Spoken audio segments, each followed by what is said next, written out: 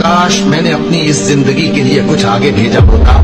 ऐ काश मुझको मेरा अमालनामा न दिया जाता और मुझे मालूम न होता कि मेरा हिसाब क्या है। ऐ काश मौत मेरा काम तमाम कर चुकी होती, आज मेरा माल मेरे कुछ भी काम न आया। काश मैं भी उनके साथ होता तो मकसद अजीम हासिल होता। ऐ काश हम फिर दुनिया में लौटा दिए जाएं। काश मैं अपने परवरदिगार के साथ किसी को शरीक न बनाता। ऐ काश मैंने पैगंबर के साथ रास्ता इख्तियार किया होता। काश मैंने फला शख्स को दोस्त न बनाया होता।